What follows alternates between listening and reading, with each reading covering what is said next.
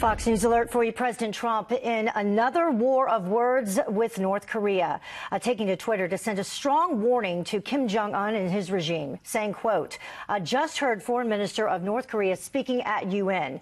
If he echoes thoughts of Little Rocket Man, they won't be around much longer. In a show of force, U.S. bombers escorted by fighter jets flew close to North Korea's east coast over the weekend. And the regime's foreign minister is now firing back.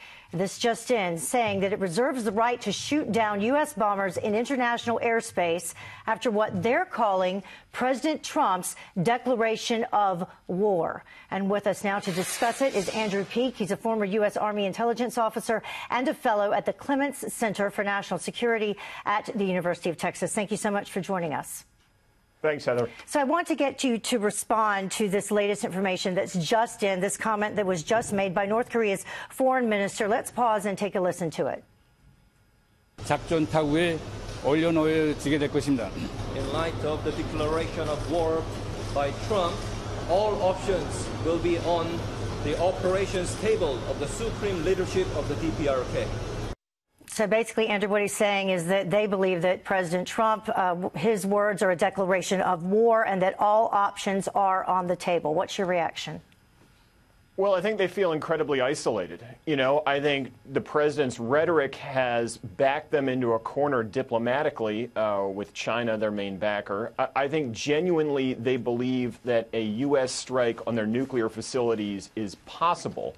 And in previous administrations, I don't think they've thought that was a possibility. And that's good. That's good for us. That's good for the president. I thought it was interesting that they referenced bombers, right? That's what indicates to me that they think someone's coming after militarily their nuclear facilities. Because they could easily say we are going to target the U.S. and its allies. It's attacked South Korea in the past before. Yeah. Or it could say we're going to target U.S. warships, which are just offshore in the Sea of Japan. And then obviously this follows some action over the weekend, from what I understand, that these the U.S. flew some bombers along with fighter escorts, and it was the farthest point north of the Korean demilitarized zone by any such American aircraft this century. What is the significance of that?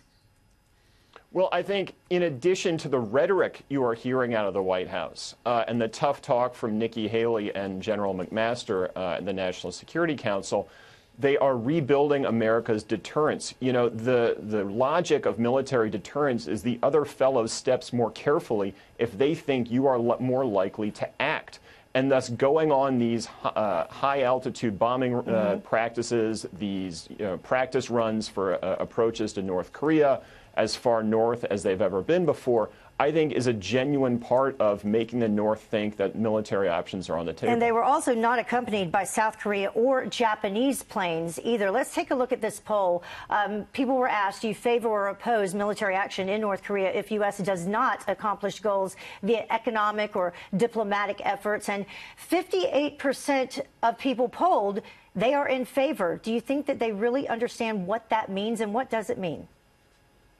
Well, I think it means that people don't want business as usual with North Korea, that we've done an effective job of raising to the point where we don't want another kick the can down the road nuclear deal that will say, okay, here's a bunch of financial and economic rewards for you in exchange for no actual concessions. I think above all, it means Americans don't necessarily want war, but they trust the president to deal with this issue. All right. Andrew Peek joining us with his insight. Thank you so much. Appreciate it. Thanks, Heather.